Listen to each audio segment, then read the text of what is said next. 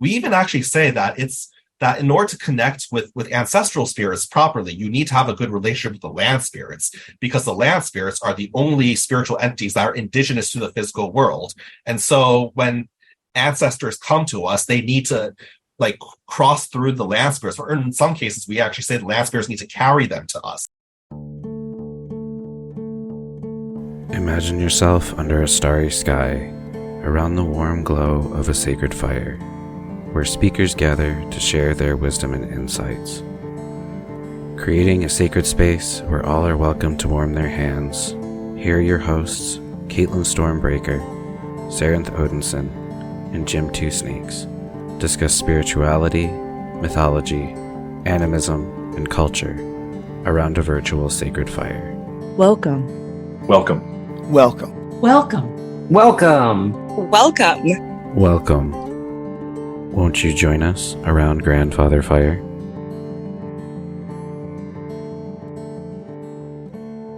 Blessed are those who came before, and blessed are those who are with us now. Blessed are the warriors that come in all shapes and sizes and identities.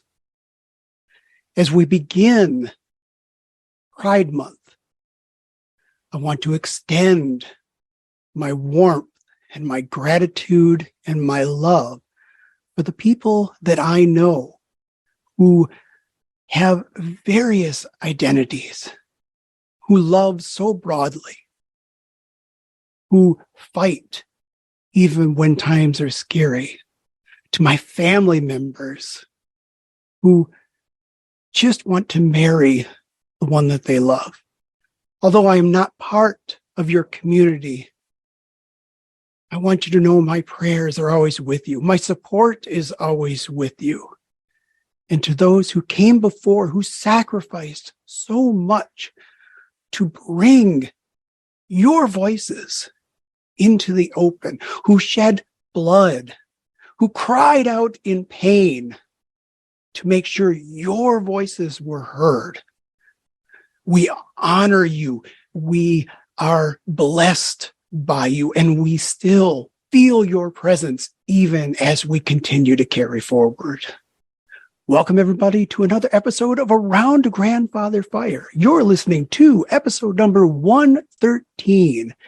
I am Jim Two Snakes, joined as always by my good friends and co-hosts, Caitlin Stormbreaker and Sarenth Odinson. How's everybody doing tonight? I'm a little tired. I think it's a mixture between Right? the heat and the allergies that have been going around. But thank you for that prayer. That was beautiful. And I love this weather because I get to show off the tattoo that I have on my calf for those. It's a series of flowers that are all rainbow colored as a way to carry the flowers with me for all of those who have died at the hands of hatred or bigotry or misinformation or misunderstanding of what it is that they want. And it's my way of honoring those souls who have died. So I love this time of year because then I can just show the flowers off because they're beautiful and they deserve to be shown off. But Right? It's also for those of us who have been carried to an early grave. So Exactly. How are you, Sarenth? I'm doing pretty good. I've got some good sleep after working doubles, so I'm refreshed and really looking forward to the show. Not much going on in my neck of the woods, just work and other work. Yep, Capital, I'm with you. Lower and capital. Yeah, I'm with you. I'd spent all day. It's kind of weird, like there's an old corn crib on our property and we want to use it for other things. So I was going through it and I find all these like here's a project Grandpa started and here's something that was probably pretty important on the farm at one point in time. And here's sheep shears. And we've never owned sheep that I remember. And it's like, there's just all these little artifacts out there in this corn crib. So it's been kind of fun going through that. The heat, combine that with the heat, and it's been a long couple of days, but it's enjoyable work. I've been really enjoying my outside time so far this summer. So Likewise, it hasn't been too bad in terms of humidity. That's usually what kills me. It's even more so than the heat. It's just the sweltering humidity over here in Yeah. Michigan. Exactly. Yeah. Yeah. At least we're not in Florida. As someone who has predominantly worked in outdoor careers and is now an indoor girl, catching my glimpses of the outside and my 20 minutes, 30 minutes here or there has actually become a refreshing act instead of an, oh God, I'm dying kind of bullshit. Fair enough. Yeah, I can understand that. You've done your required time in the outdoor service. So, How about you, Jim? Yeah. like I said, doing pretty good. It was, the short week because of the holiday and just working on stuff around the house. Got my altars lit up and just, I don't know, it's been a pretty decent day. I can't complain about a day like today. And the week in general hasn't been bad either. So I powered through Better Call Saul. That's what I did with my holiday weekend. Nice. And with Better Call Saul, it was the same for me as with Breaking Bad. I liked it, excuse me, up until the last season, at least halfway through the last season. Yeah, I can get that. Because that's where it kind of like falls off for me. And I'm just like, yeah, okay, you ruined it for me. But that there's one moment in that last season of Better Call Saul where there's like 10 minutes that just captured me. And I was like, holy fucking shit. My family's rolling their eyes at me because this will be the real, the HBO combined with Discovery Channel. And so they rolled out their new app. It's HBO Discovery now, but they're calling it the Max, right? Okay, cool. So it's got Discovery shows on it. It's got HBO shows on it. Well, there was a couple of HBO things I was watching, but no new episodes were out. And I'm just like, I don't understand what the idea of this merger was. There's just nothing. I mean, like, who cares about House Hunters and all this other? And then it hit me. I'm like, ooh, I've got every season of Deadliest Catch. Well, I guess I know what I'm doing with my... I'll be listening to that as I doze off. All right. But, okay. That show. Same thing happens every season, and yet I watch it every season. I don't understand. Well, yeah, it's the same drama. It's just, rinse and repeat, but with different people. But it, like for us, my husband and I have a joke that because we don't have cable at home, we have YouTube and Netflix and then a few other streaming services that we borrow, but we don't do that. We watch Swamp People, which is hysterical on many different fronts. And then we also watch Zombie House Flippers and sometimes The Deadliest Catch if that's on. But like when we're on vacation is when we get our reality TV fix, I guess. But like, especially with Swamp People, we just really love that one and feel like we're not on vacation unless we watch that show. But that's the only time we ever watch it. That's hilarious. Well, Sarah, would you want to introduce our guest? This is another one of your fantastic invites. So, yeah, I was actually really surprised with how quickly our guest got back to us. So thank you so much for joining us. This is David J. Shih, and he is the author of 2 books so far, which is North Asian Magic and Spirit Voices, the Mysteries and Magic of North Asian Shamanism. David Shih is a shamanic worker and folk magic practitioner who engages in traditional North Asian forms of shamanism. And they're deeply rooted in spirit work, in ancestral land and land spirits that are called to empower all Americans. He's appeared at conferences and festivals throughout the United States and is always aiming to introduce Westerners to Eastern spiritualities and helping fellow Asian Americans connect to their spiritual needs. You can follow David on his Instagram, which is at David J. Shih 311, not 13. So welcome to the show. I'm very excited to have you on. Thank you for having me on. It wasn't that quickly. I'm pretty sure like a week passed by before I responded. That's really quick for some of the guests we've had on. Yes. I've had a 6-month gap where, oh my gosh, I just got your email. So I ran into your book about a month ago when my partner introduced me to North Asian magic. I've always had a real deep interest in topics around shamanism and Mongolian, Buryat, religion, and things like that. So it was really cool to see a deep dive on the folk magic with North Asian magic. And then with this last book, I was absolutely blown away because I've read and listened to a lot of audiobooks where it goes into the history of Mongolia and all the various connected cultures and such, but not to the degree that you've dug into the roots of the religion and various shamanic people. And I really appreciate the deep dive you give. Yeah, it's I mean, one of the reasons why I even wrote this book is, I mean, for several reasons. I think the one thing that irritates me the most is any book or any resource that even mentions the word shaman.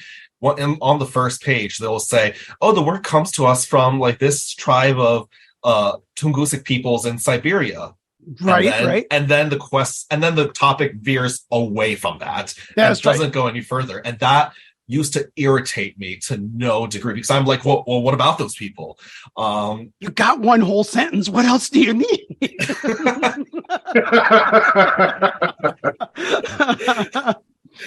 And so this book that I wrote, I mean, the funny thing is, both books I was kind of peer pressure to write, but in this one, I kind of decided on this topic, one, for that reason, and two, because there's very little, I mean, to speak bluntly, no one knows anything about, that area. And the ones who do are, Sarah, exactly as you said, it goes into a little bit of the, there's history about it, but nothing on the different spiritual traditions, the different practices that are actually existing in the area and just the regional variations.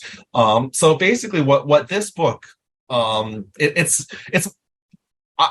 it was kind of difficult in that I did try to make it friendly as an introduction to people who have no idea what this region was, but at the same time still highlight the different traditions and practices in those areas because they are very similar. That's one of the tricky things with this area. The different traditions and the different tribes, their practices all share extremely similar foundations, and a lot of their practices are very similar, but then there are regional differences as tribes go. And so that was kind of the reason. The first book was purely peer pressure. It's in terms of just to write that because I think the wording that was used to me is no one writes about Asian magic, let alone North Asian. And looking back at it now, that first book, I don't think I was qualified to write that book when I did, but it's out there and apparently people like it, so I'll take it. This book that I that I wrote a couple of years ago, actually it only just came out this year, this past month. It's meant to address, and like, I don't know if people can tell, but I address some of the shortcomings that I felt that were from the first book, but as well as just being able to celebrate the actual cultures and the traditions where the word shaman even comes from. And those traditions and cultures that actually do use that word originally, what did they intend it to mean? Because I'm sure we've all seen that word used, I'll just say carelessly, in many different yeah. We have ranted on the show a few times about how, and it's one of those things where you progress as you learn, because if you learn to listen to early episodes of the show, we use that term quite a bit. And then the more we went through this show, the more we became aware, the more we read, the more we talked to various guests. We're like, yeah, I think we're not using that word anymore to describe ourselves. And we moved on to other words. But it is such a widespread word, and you see shamanic Reiki and shamanic this and shamanic that. And it's just like, it has to be really frustrating to write about that and get through all of the misinformation. Even to track down various sources must be a little challenging. Yeah, I mean, social media is not fun on this topic, but it's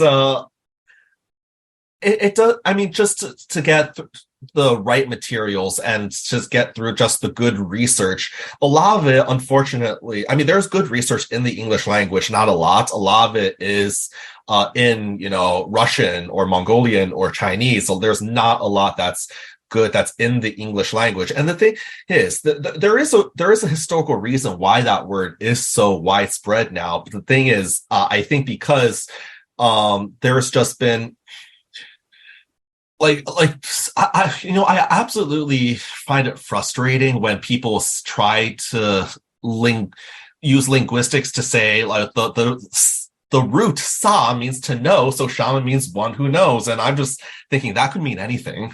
Like that's the vaguest thing I've ever heard, and frankly, maybe the root sa does mean to know, but within our languages, we don't divide that word. It's just a singular word that has a singular meaning. We don't divide it up like that. So it kind of right now the way that when I talk to people and when I come across even materials, when people use that word, just so that I give them the benefit of the doubt, I don't always, but when I try to give them the benefit of the doubt, I will inevitably ask them, okay, what's your lineage? Like, tell me about your lineage. Because if they're able to tell me about a lineage and where their practice comes from, then I can start to be able to like pin together what they're trying to mean. And on a couple of occasions, I have found them to actually use the word correctly when I originally thought they were just BSing. But because for us, we don't. There is a distinction that we don't necessarily think that there are articles that I think try to defend us that say that only people from North Asia can use the word, and we don't fully agree with that in the sense that we do think there is a specific definition for that word, and that's not limited to our cultures. That being said, it is our cultures that have it the most because of how we've developed, but it's not impossible for the phenomenon of shaman to emerge elsewhere. Where we draw the line is if we look at other traditions around the world, we might say that tradition in itself is not shamanic. That doesn't mean it's not legitimate or not powerful. It's technically not a shamanic tradition, but I have come across cases where individuals who are from non-shamanic cultures start to develop the phenomenon of a shaman as we define it within our cultures. So I think this kind of leads into the next question of how do we define it? So basically, the best definition that I've found in English is that a shaman is someone who is chosen by specific ancestral shamanic spirits when they are born to act as the bridge between the human world and the physical world, in which those specific shamanic ancestral spirits help facilitate two things.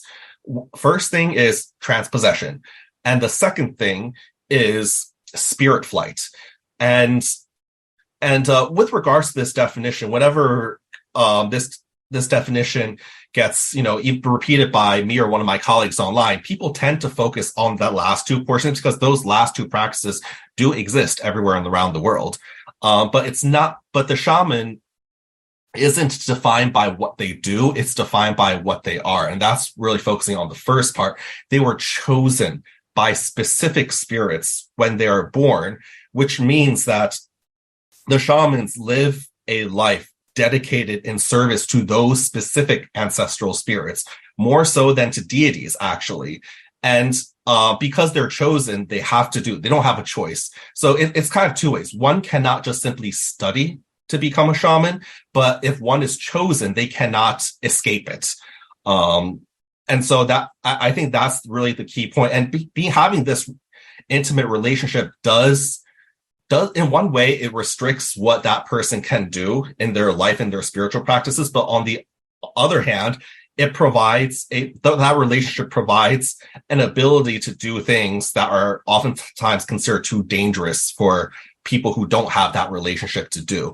I almost kind of compare it to, if I were to use a metaphor, between a surgeon versus a general practice doctor versus someone who's good with first aid. in which case a shaman is more of someone who's like a surgeon because they have that spirit relationship from when they're born to do so.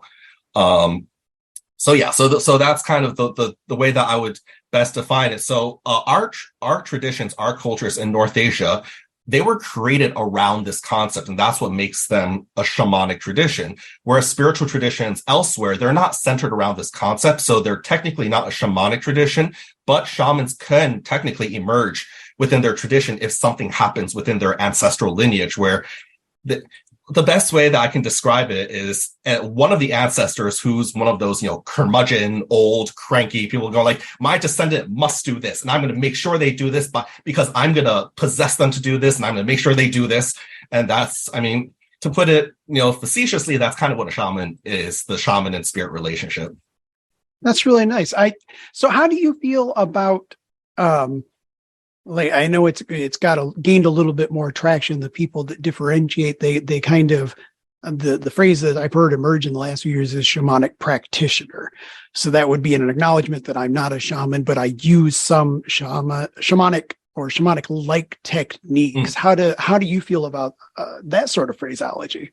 To put it simply, I'm okay with it. I think mostly when I hear the word, someone use that phrase to identify themselves, it tells me that they probably studied core shamanism from the Michael Harner school and that crowd, in which case I'm okay with it because the thing with core shamanism, there's a lot of mixed opinions about it from the traditional side of things. On one hand, is it cultural appropriation? Of course it is. But it also does create a way for people who are non-shamans to engage in a spiritual practice that draws on a lot of legitimate concepts. And if that does help people with their lives, then so be it. Who are we to judge? We always get a little bit nervous when they talk about their shamanic journey, because from our understanding of what people do in core shamanism, they essentially go into a spirit world, find allies and form relationships with those allies, and then use them for, to develop insights or maybe learn, certain practices or maybe healing methods from them. And then essentially that becomes their quote unquote shamanic spirit.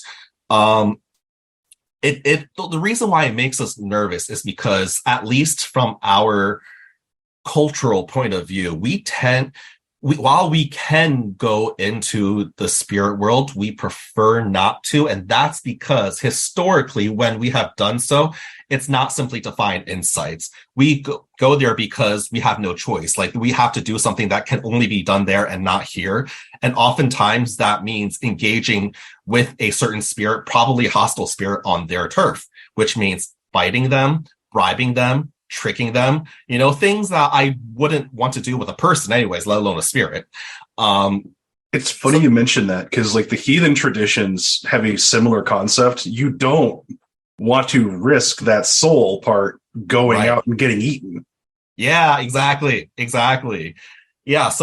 So like for us, like when we think of going to the spirit world, that's kind of what we're envisioning. So when the concept of these shamanic practitioners from the core shamanism people, they go to the spirit, they just say they go to the spirit, and we're like, oh no, what are you going to do there? And so from what I've observed, they don't go too far. They only go to to ask spirits questions and maybe get a direct answer. And we're like, oh, okay, sure. Keep it there.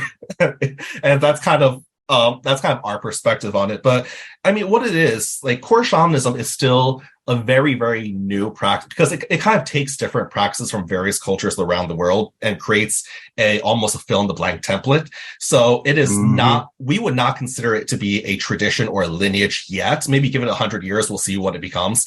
But right now it does seem to us like it's like a child trying to sort of discover the world, and we're like, be very careful. And that's kind of what we see. And to go back to your original question, if they say they're a shamanic practitioner, I'm like, okay, so you're probably in that field.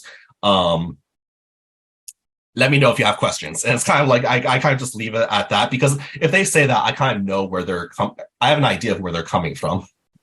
I mean, to be fair, whenever anybody says, "Oh yeah, I journey out to talk to the spirits all the time," I usually kind of give them that raised eyebrow, like, "Oh, okay, that's kind of scary." But yeah, it's like, who are you talking? It's like, who are you talking to and why? And also, why do you go all the time? Why not try to fix the problem yourself first before you go through that? Because that seems way scarier. I mean, what it is, it's like going onto like chat rooms and asking random strangers for like just whatever advice or whatever, it's like, okay, that is the best comparison ever. I mean, yeah, it's like early age fear of the internet is what you should have, like you might be thinking you're talking to like a 14-year-old boy, but it's actually like a 72-year-old lady sitting in a nursing home, like you have no idea who you're talking to, really. Yeah. You're getting the gods and spirits version of Omegle. This is just not.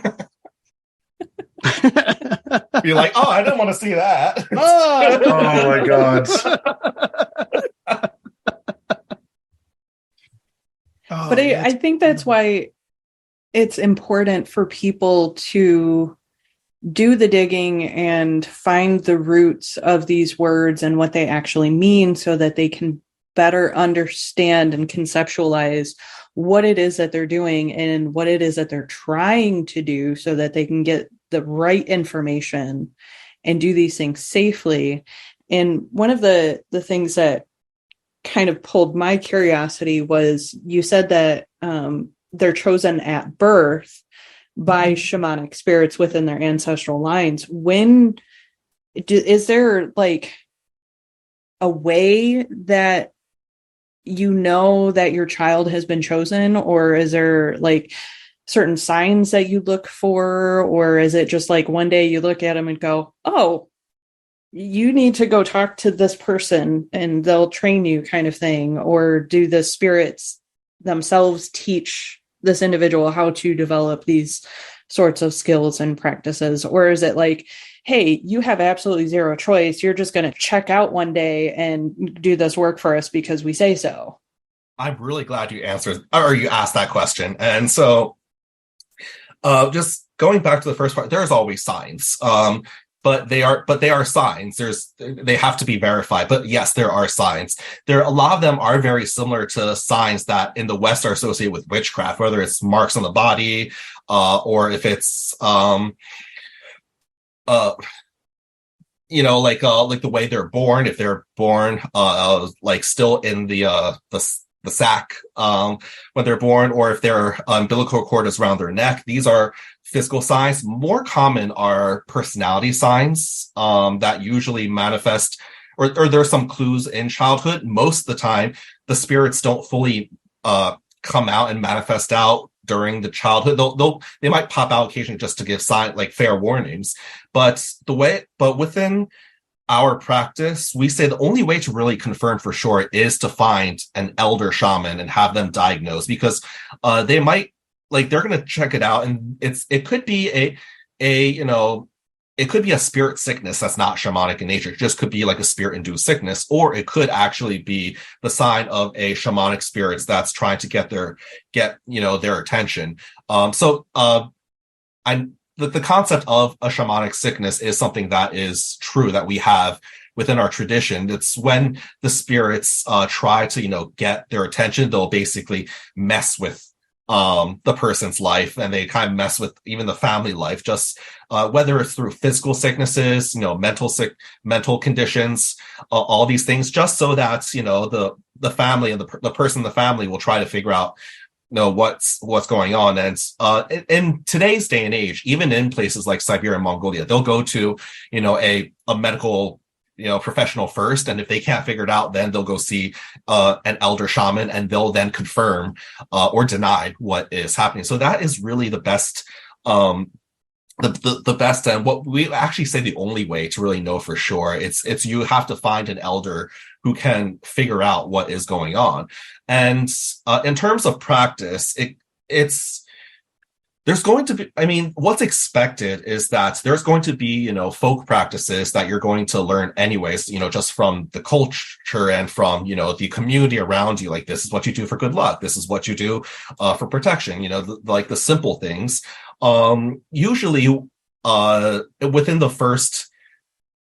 formative years, you'll start to learn, simple ceremonies, whereas offering ceremonies, prayer ceremonies, a simple fire ceremony. And it is expected that the more you progress and how much you learn as a shaman, it does primarily come from your spirits. So your spirits do teach you how to do many methods, but the first things first is you need an elder shaman. You need a human teacher to teach you to how to properly connect with those spirits.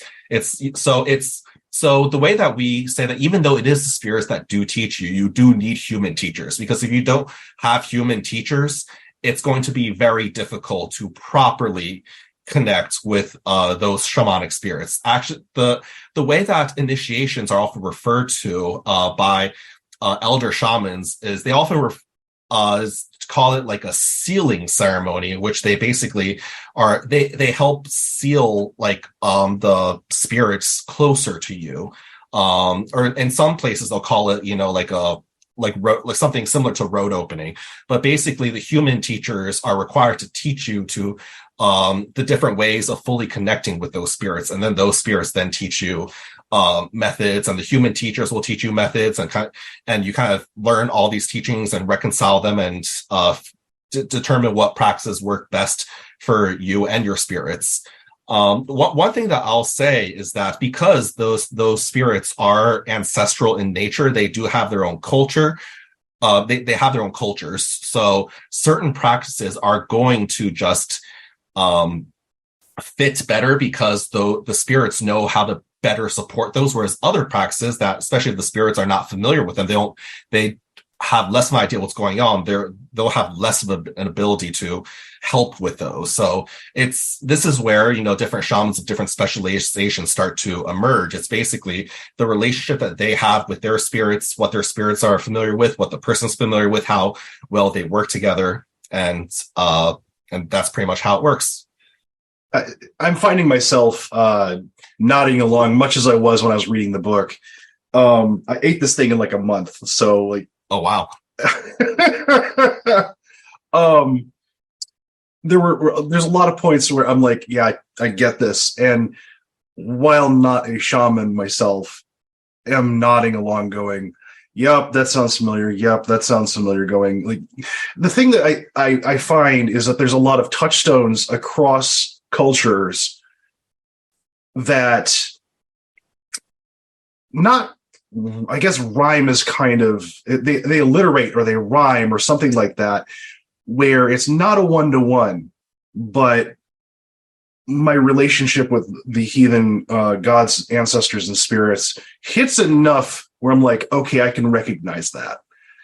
And I think this is something that Nicholas Breezewood talks about a lot on his Facebook and otherwise, where when you have a grounded animistic perspective, some of the stuff is going to sound familiar, some of the stuff is going to rhyme, but it's not going to be the same thing, because shamanism is a very particular thing. And I think that's something that I really appreciate that you return to a lot, especially when you talk about things like the difference between shamans and blacksmiths, for instance, or different spirit workers. Yeah. Is that different spirit workers have their own shit to do, which is completely separate from the shaman. And in some cases, like, you've got certain people, like, people think like the shaman is the penultimate thing, but a lot of shamans are hierarchically, in some ways, placed beneath blacksmiths because of the tools they make. Yeah, pretty much, especially among the Turkic Yakut people in Siberia. They actually have a saying that any spiritually trained blacksmith can overpower any shaman. is the saying that they have there. And without a good blacksmith, it's hard to become a good shaman because of the tools that do make. And yeah, it's really interesting where, like, the word shaman in the West, people attach such like a degree of like hierarchy or power or enlightenment to it, where I'm like, no, these people became shamans. They didn't have a choice in becoming shamans. It can be any type of, it's enlightened people. Hell no. some of them are the furthest from enlightenment I've ever seen. If you actually go to like societies where they still have them, it's like, oh, they're really petty. It's and because their spirits were, because shamanic spirits used to be shamans when they were living, and if they were petty in life, they still retain that pettiness as a spirit. So yeah, it gets really complicated sometimes. I mean, to be fair, the way the word is being used now, it's still attaching itself to petty people. If you think about it, like a lot of the clickbait people that are like, ooh, shamanism, enlightenment. It's like, no, you're really actually very, very petty and very shallow. So yeah, it was kind of the new ageification of that word, wasn't it? A little We bit, have to associate it with so much of love and light and the other new agey sort of concepts in order to, yeah, that was something that would have happened out of the appropriation of the word. So, well, I think too, like something that you point out several times in the book is that shamans are mediators. They're supposed to have one foot in both worlds. Like, yeah, that's kind of the point. Is you're supposed to be able to walk between these two communities and like bring them together and do shit. Yeah, I mean, it's the purpose of a shaman within the community is like to serve the community and to make sure that the community, the physical community, and the spirits around them are in harmony with each other. That's pretty much the purpose that they serve. And honestly, even within a shaman and their spirits, it's always a partnership. I mean, it's often a one-sided partnership, but it's supposed to be a partnership, one side in the direction of the spirits. But yeah, we actually say that the true, especially for new shamans, the true power of the shaman is not from themselves, it's from their spirit. It's not even dependent on how many spirits they have. It's basically the power of the spirits that they have individually. So it's, which is funny because oftentimes I come across people in the West and they try to get initiated into as many things as possible, and I'm like, oh, it's you're gonna tear yourself apart, but okay. And it's over time, if an elder becomes powerful enough, they become experienced enough, they get to a point where they're powerful enough to do a lot of things without necessarily needing to call their spirits all the time. And what I find with elders is almost the more experience you get, the less you need to call your spirits to do things, because your spirits already taught you so much when you were younger and more experienced. So a lot of the elders, they still call their spirits, but not nearly as often. And this is kind of the what they're supposed to do to gain that power, that knowledge, and the experience, so that when they pass away, they become a shamanic spirit to fulfill that side of the relationship for the next generation of shamans. Yep.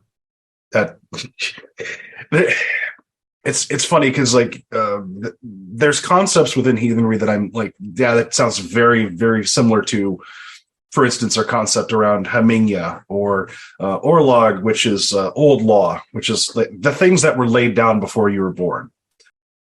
There's a lot of points where I'm just kind of like nodding along going, okay, yeah, that sounds very similar.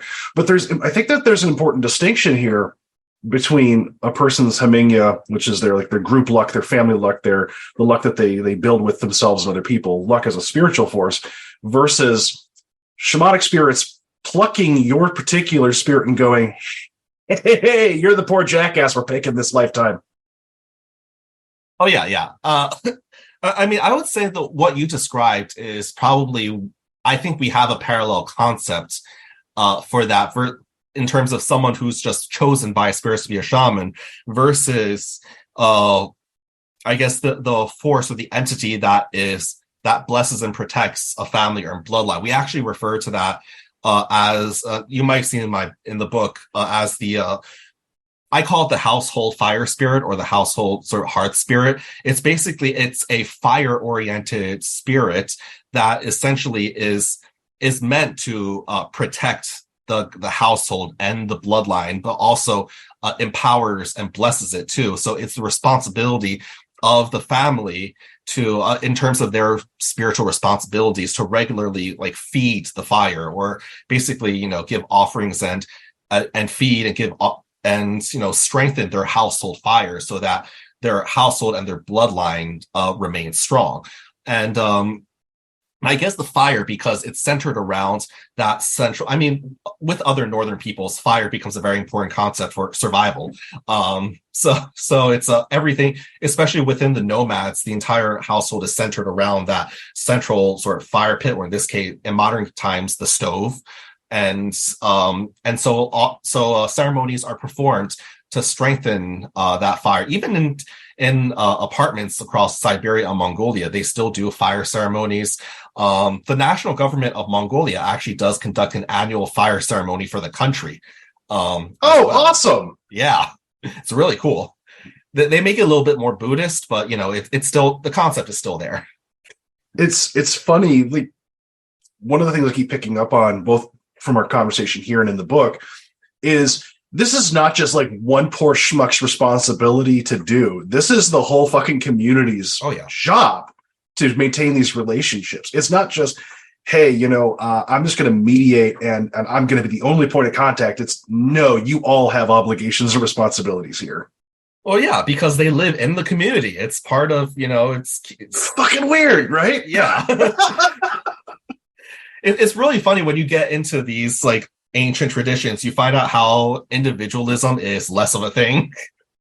It's more about supporting, the community around you so that you can, if no community is there, you're not going to survive. We actually even have a concept of there's no purpose of shamans without communities for them to serve. We say if a shaman does not have a community, like if their community kicks them out or whatever, we actually say that so much of the ancestral spirits and powers surge through them and cannot be dispersed through the community, that they will lose their sanity.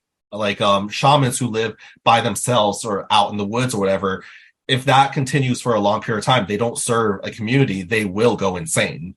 So that's kind of one of the things I've described to people, almost like the difference between a shaman versus, I guess, the stereotypical image of a witch, is that they can't live outside the community. They have to be within a community. They might have their own circle within a community, but they have to be within a community. Gotcha.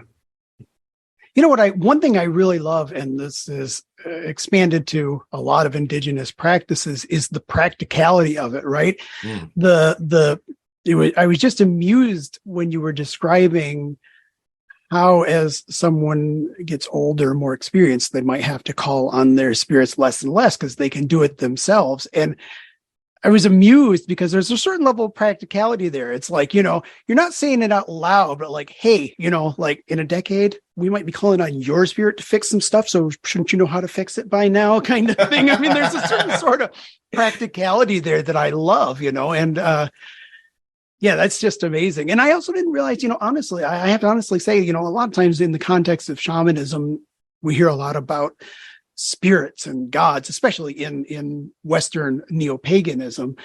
And like just hearing how ancestral or lineage of teachers it was based is really kind of refreshing just in its own right.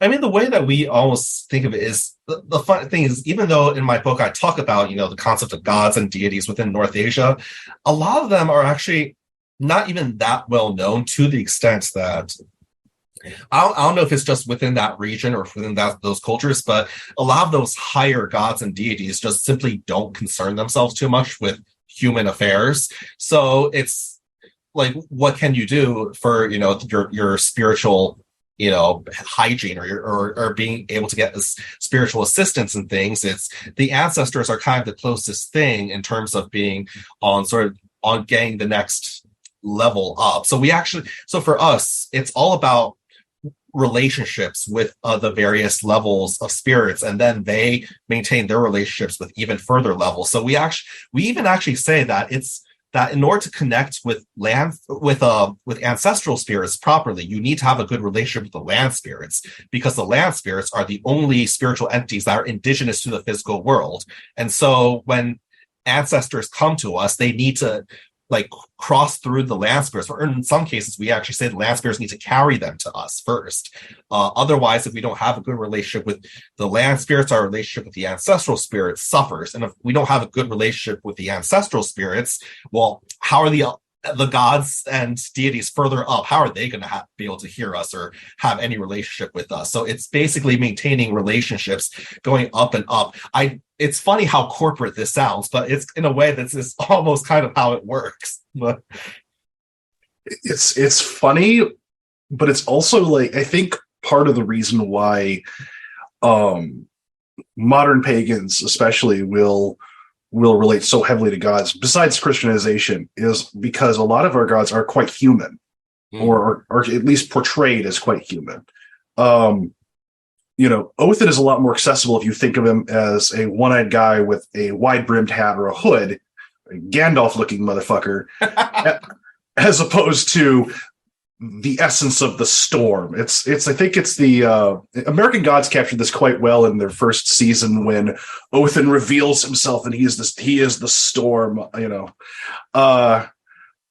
is just so much easier for us to relate to that more human aspect, because the Tanger, the way you describe them, they are almost indescribable, inscrutable forces, like deified forces of the cosmos.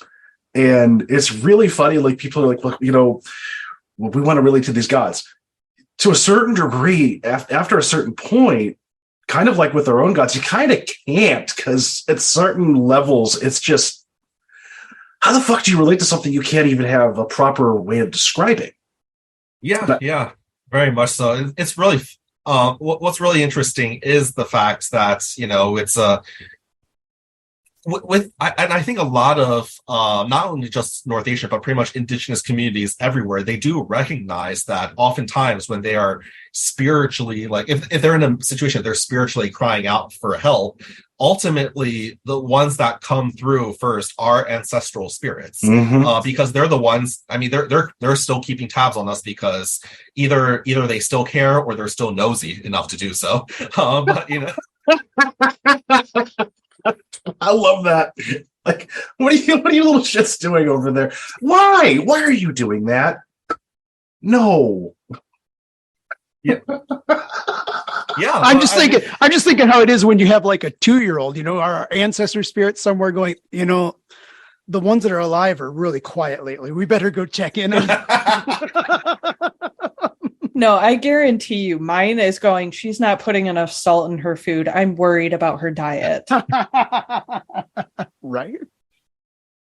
Although one quick thing I do want to kind of address, because I think there is kind of an inherent contradiction that I don't think a lot of some people are aware, where some people don't, but there's a reason why I keep saying ancestral spirits instead of saying ancestors, because we do believe in reincarnation, and we do believe that a bunch of the ancestors are not going to be spirits. They're going to reincarnate and be something else. So I make the distinction of saying ancestral spirits in the sense of the ancestors who are currently serving as spirits, as opposed to living another life.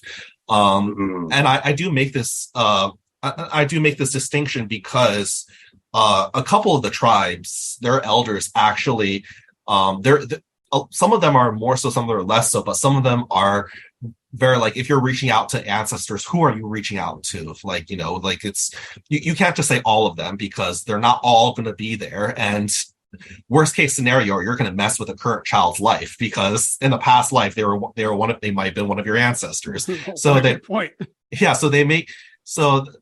why I always say ancestral spirits. But with some tribes, they're a lot more picky about like who you're including and who you're excluding when you do reach out to ancestral spirits. So, I mean, for cultures and traditions that don't believe in reincarnation, that's obviously a moot point, but we do. So, I'm curious about I've always been very drawn to and curious about the idea of reincarnation, and have read different variations of different cultural beliefs behind it. When you talk about ancestral spirits, and in association with reincarnation, is it the whole spirit of that being that reincarnates, or is it just like a majority of it while some of it goes back to the ancestral line? Because I know there are some very like tiny subsects of India tribes down there that believe that only a portion of that spirit will reintegrate back into life so that it can grow into something new, but still carry the traits of that family.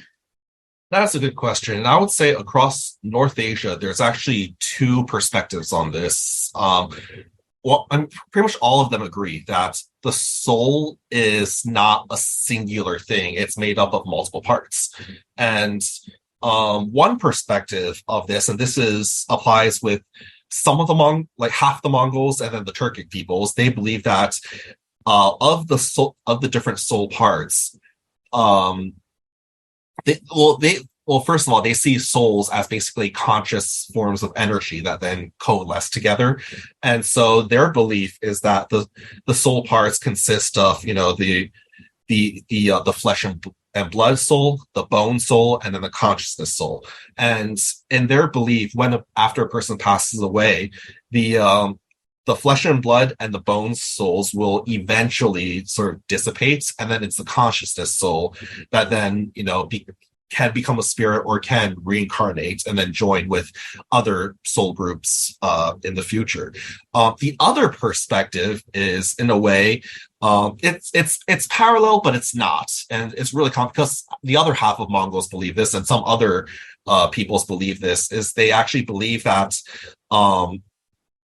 the consciousness soul actually then stays on Earth, but then the other two gets recycled in the reincarnation aspect. One of in that perspective, they say it as the upper world soul, middle world soul, and lower world soul. The middle world soul kind of stays in the middle world and kind of just stays there forever. The upper world soul is basically just seen as the breath of life. It doesn't actually carry much personality or memories. It's mainly just the thing that creates life.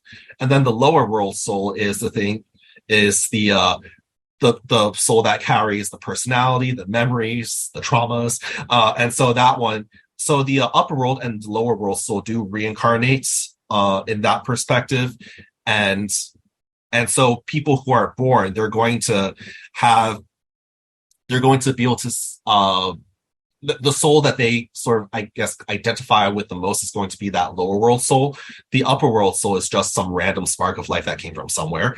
And then the what was originally the middle world soul, it becomes one of the it basically becomes part of the land spirits until it doesn't exist anymore. So that's that perspective is a little bit more complicated. I think it's Buddhist influence, which is why it's so complicated, because the Buddhist stuff makes things really complicated. I don't know why.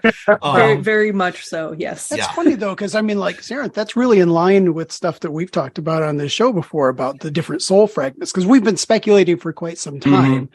It's been one of our pet theories that there are multiple soul fragments, and that one of them is the soul fragment that we would consider our physical body. So here in the middle world, and eventually, maybe given enough time in decomposition, that spirit then becomes associated with a headstone instead of the actual physical body. So that's interesting that there is that thought as well. Echoes one of our pet thoughts here. It was one of the things when I was reading the book, I was just like, yeah, this sounds a lot like the heathen idea of the soul matrix or the solar system in quote. Because like the like, the physical body is one of the souls. The breath is a soul, and also kind of gives the spirit the ability to roam around and do things. But then you've got something else like the hammer, which is like the second skin. That's actually the spirit that goes out and does the things in the spirit world when you're dreaming or when you're doing trance work. And that's the one that can get eaten. It can get hurt. It can kill you if you lose it. So a lot of, like, as I'm sitting here reading this, going, oh, okay, yep. And I'm sitting here like mapping this as you're talking about, like the Soulds and the sorry if I'm butchering the pronunciation here. As you're talking about the different souls, both here and in the book, I'm just like, part of the reason you're seeing me nod so much is I'm like, yeah, we've got these concepts. This is so cool. I'm really grooving on the similarities of concepts here. The funny thing is, I've always kind of wondered, just personally, how much of interactions and cross influence there are between the heathen and the Norse stuff and then the Sami stuff, because we actually consider the Sami to be one of our more distant cousins, but we do think that they're one of the peoples that kind of separated from us the earliest, and hence they're the farthest away. But I feel like I notice a lot of similarities between what the Sami believe and what we believe and what we practice, with a lot of similarities. And then I imagine if, the Norse peoples are kind of their neighbors, there's going to be cross-cultural influences. It was known if you wanted to learn some serious fucking magic, you went to the Sami. It's called Finfara, or Journeying to the Finns. So there's a queen, and I cannot remember her name, but she was renowned as a spirit worker, as somebody who could work Sather. If you wanted to learn like the real shit, you went to the Sami, and then you'd bring it back to your people. And occasionally they bring back Sami or Sapmi brides, and usually it was women. At least the sources we've got. So yeah, there's this definite cross current between the ancient heathen religions and Sather and Spa, which Sather is magic, broadly speaking, and Spa is prophesying. And there's a lot of similarities between what I've understood, the high seat ritual, and different forms of like the Nuadi, as they practice. There's enough similarities. Plus, they also have found rune bombs, drums with like Thor on it, like identifiably Thor. They call him Halathor or Galathor or something like that, which is like old hoary man or old bearded Thor or something like that. So yeah, there's a lot of cross currents, both in terms of one way of like, we go to these people when all the other recourses have failed and we need some serious magic, but also there's just, it's complicated, and we don't know the full extent of the history just because we have written sources and a couple of archaeological maybes, but nothing to where like heathens are like, yeah, I'm definitely practicing like Sami shamanism. Like, no, you're fucking not. You are practicing a reconstructed religion. Just be happy with that. But yeah, this is like, there's so many cross currents here that there's, if we approach it in a respectful way, us heathens could learn a lot. And maybe if we're humble and actually like do our shit, maybe bring something to the table. But it's a little dicey because appropriation is a problem. Yeah. And there's a lot of cross currents of supremacy in heathenry that have to be dealt with.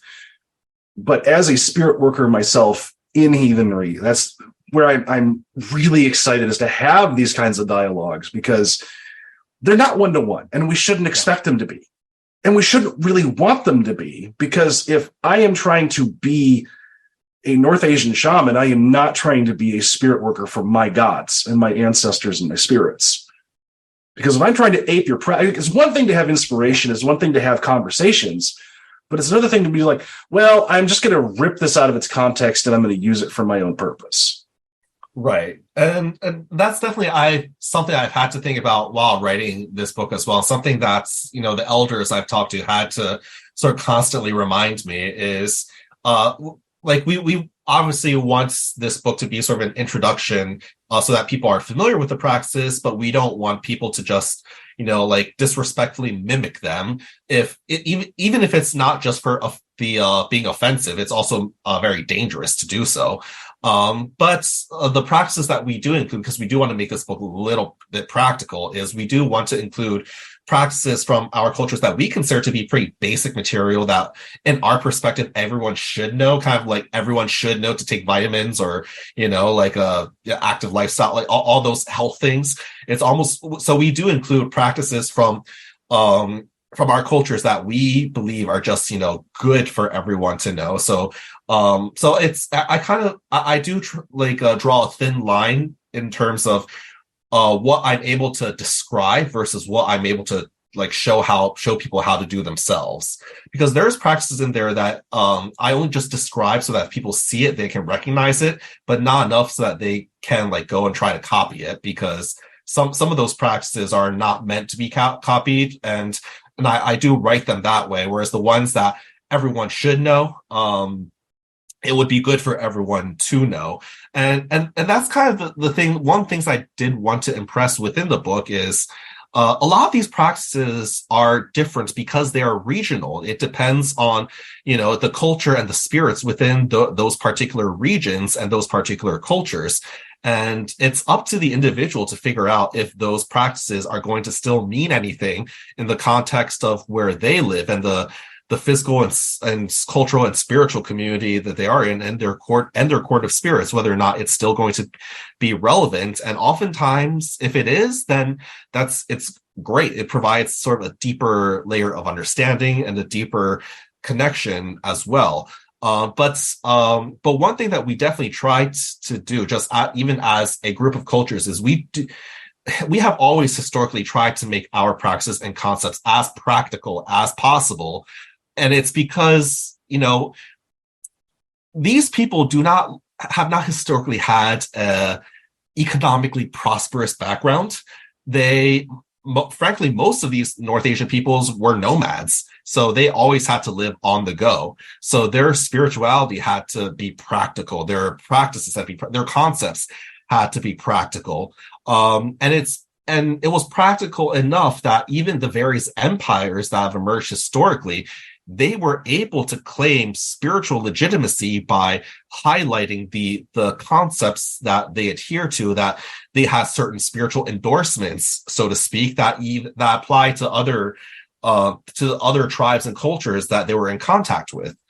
There was even a saying that if it were not for several of the empires, if there was not that level of spiritual shamanic legitimacy that was being translated across these different tribes, then the empire would not have stayed together. It's only because of that connection, that legitimacy, and the practicalness of it, making it so relatable that people were like, oh, they are blessed by the same powers that we recognize. And yeah, so it's for that reason that, we do, like, just from these cultures, the elders from these cultures, they are open to teaching foreigners and people from the West, because they think a lot of these concepts are translatable very well. And it's a way for people, even for people who come from, modern day communities that maybe have had their ancestral spiritual connections broken, it may be a way to allow them to further, help them figure out how to reconnect with their ancestral heritage, or even possibly, if they wanted to, recreate a spiritual lineage. Like I said at the beginning of our chat, it is possible for people outside of our cultures to become a shaman, in the sense that if something happened within their ancestry or their ancestral spirits that are creating the conditions for a shaman to emerge. And it can even start with if people start to reconnect with their spiritual heritage and they become active spiritual practitioners. Who knows? Someone who's currently living, or one of their descendants, might become a shamanic spirit without even becoming a shaman. And so that's essentially how a shamanic lineage is born. Gotcha. That's fascinating. Yeah, that makes sense. Because if I can just, my thought there is like, my own grandfather, very, very Lutheran, and would never think of himself, would never even accept if the spirits tried to press in. And yet that's a spirit that I ask for a lot of help, especially with things around the farm or woodworking or mechanical work. So it makes complete sense, really, that some of that those ancestral spirits might not have been shaman themselves. Makes complete sense. Sorry, Caitlin, go ahead. It kind of makes me wonder how many people who are claiming shamanism are actually being called to the way you are describing shamanism, but are missing the mark because of the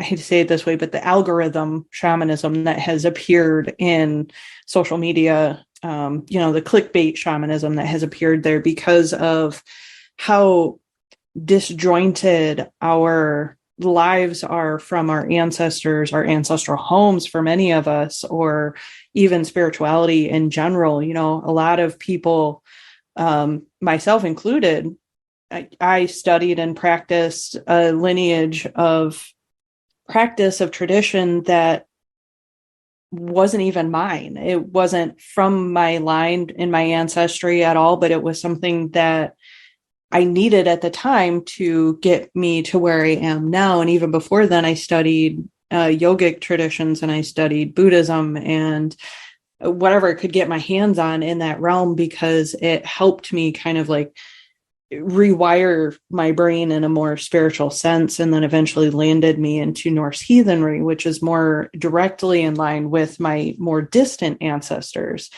But it really makes me curious, and it makes me wonder how many of these people who claim shamanism that are actually in need of this tradition because of how disconnected we are from our past and our ancestral homes and things like that. I don't really have a question. It's just a weird random brain bubble that I felt like sharing. I think for a lot of people, it varies case by case. I mean, let's be honest, some people use the word shaman just for ego purposes.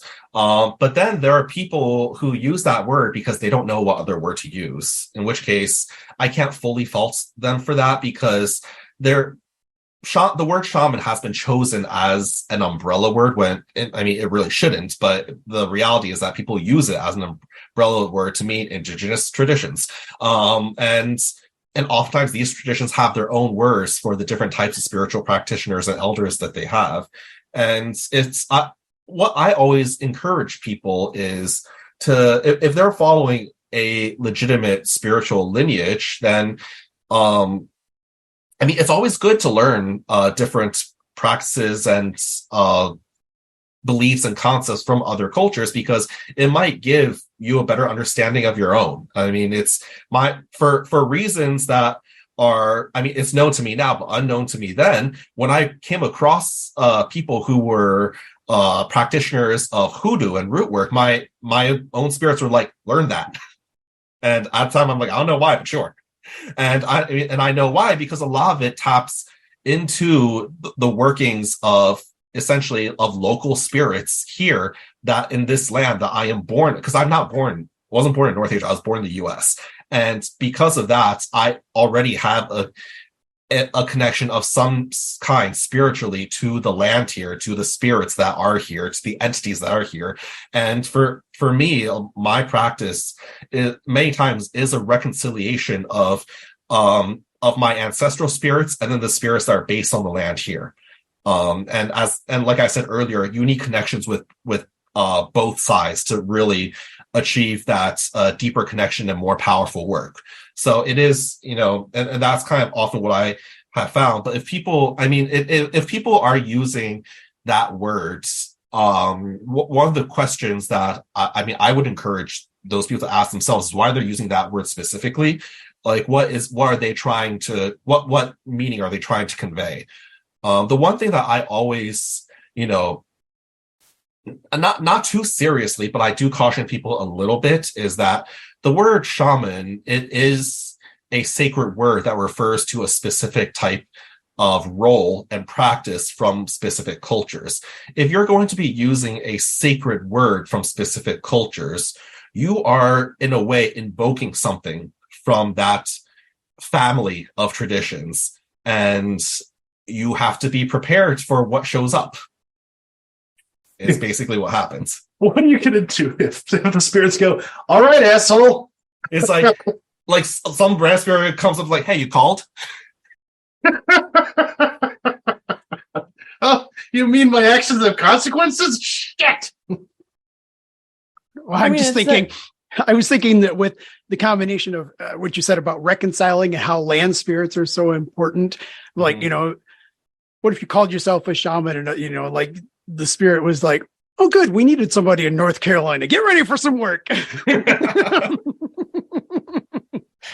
It it keeps making me think about that scale of the arc and the graph that says fuck around and find out, like you find out how much you fuck around kind of thing. So I- I'd, Go ahead. Good, brother. Good. well, I was going to ask David.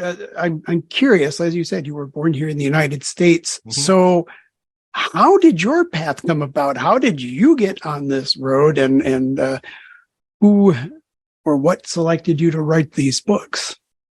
It is really interesting in that I grew up actually as an atheist because my parents are atheists. They grew up in a country that was communist, essentially. And so even though they are not communist by any means of the word, the culture of one of the aspects of the culture of communism is that you don't believe in anything that's spiritual is regarded as superstition. And even a lot of these topics, which they never discussed with me, but when I did find out and ask them about it, they kind of refer to it as, it's the superstitious stuff that the backwoods people with no education believe in. And that's kind of the way that they thought of it. For me, it's the way that I even got into it is the fact that, it started with essentially ancestral spirits appearing in my dreams, really. And basically like saying, you should do this, you should do that. And be like, and like sometimes my parents will say something in passing and my ancestral spirits will pop into my dreams. They're like, the thing that your dad said about that, look more into it. And then they sort of kind of like guided me in the direction. It's really interesting because essentially my family is from the Russian-Chinese border, but on the Chinese side. So we're ethnically Manchurian, but the way that China has done, there's like 56 different ethnicities within the country of China, but because of the communist culture and everything, there's like, oh, we're all Chinese. And even that's why there's issues of relations with Tibetans and Uyghurs, because as far as all Chinese. So for us, we're being on the Manchurian side. Essentially my spirits came and like, hey, like you should learn more about that Manchurian side. That's your parents said that you were. And from there, it's at some point they're like, oh, you should learn more about, the spirituality they practice. It's the shamanism that they did. Couldn't find anything. And literally they told me, find out what our neighbors did. And so because of that, I'm going to explore Mongolia, I'm going to explore Siberia, I'm going to explore Korea, because they all still have shamanic traditions living until today. And literally it was because of my interaction, that's how I got acquainted with even like Nicholas Breeze-Wood and, all of the people who have an online presence. I was able to connect with elders from several of these different traditions, and they're the ones who actually gave me a lot of different answers, as well as a lot of different teachings and tools and techniques about what I should do, because they're all very similar. They have a lot of similar concepts, and yeah. So that's kind of how I kind of came into my practice. It's basically, it's through the ancestral spirits nudging, like find out this, find out that, and one thing that I will say is I'm technically not initiated yet, because I'm in that process where I still need to find that specific teacher that is most appropriate to initiate under. The elders I met in Mongolia, from some of the northern traditions in Mongolia, very kind people, very generous, taught me so much, but I could not initiate under them because, going back to the pettiness of spirits, their ancestral spirits were enemies with my ancestors. And so for safety reasons, it was decided that I should not initiate with them. Really funny conversation with one of my friend and her elder is even just regarding a ceremony, whether I could, watch or participate. She asked her elder, like, can we bring him along? He's Manchurian. And her elder was like, oh, you said he's Manchurian. Interesting. Do you like him or do you want to kill him? Because if you want to kill him, bring him along. And she was like, no, no, no, he's a friend. Wow. Yeah, and she was like, no, he's a friend. I don't want him. I don't want to kill him. It's like, well, then he cannot go. He has to stay here. Yeah, so it's Must watch from a safe distance, i.e., not watch at all. exactly. Be outside of bow and spear range. No, ancestral spirits. I got to explain to you. Everybody hates Americans now. It's all different. Yeah, We're no, all it's united. So I actually had a curious question pop into my head because you said that you were raised atheist because your parents were atheist. Through all of your research and studying and learning and growing within this realm, have you managed to sway their, I guess, viewpoint on the superstitious nature of this yet? Or are they still vehemently superstitious and say, no, that's just the backwoods people that do that kind of stuff? I mean, they see my interest as more of an academic one. So they're like, okay, he's looking at, what they're doing from an academic perspective, which is fine. And they're extremely practical. They're like, okay, if you do enough research, maybe you can be a professor on this someday, or it's and like when I told them I was writing a book, they're like, okay, how much do you think people will be interested enough to buy it? They're thinking extremely practical terms from it. Like, how do we utilize this into something that is, that can generate an income? I mean, that's a pretty, that weirdly enough sounds a lot like my parents. Like, oh, okay, you want to go into like the arts and stuff, but will it actually make you any money? Like, sure, you might create beautiful things, but you're also going to be poor living underneath a bridge somewhere. So you need to get like an outside job. I mean, we're okay with you listening to the ancestral spirits, but have a backup plan. That's all we're saying. And the funny thing is, with my parents, they actually don't believe in any of this at all. They just all think it's like silly superstition, which is very interesting because my mother is probably far more psychic than I am and hears ancestral messages far more than I do, but she doesn't believe in any of it. Oh, man. Yeah, no, my mom, I 100% feel you on that one because there have been a few times where I will get a message from the ancestors and it will come out of her mouth. And I'm like, you're telling me you don't fucking believe this shit? What's wrong with you? Fine, I guess it's my job. Thanks. Again, back to the pettiness of that whole thing. Yeah, I'm pretty sure my ancestral shamanic spirits, they tried to like approach her, didn't work. So they're like, all right, next generation. Yeah, I'm pretty sure that's how it happened in my line too.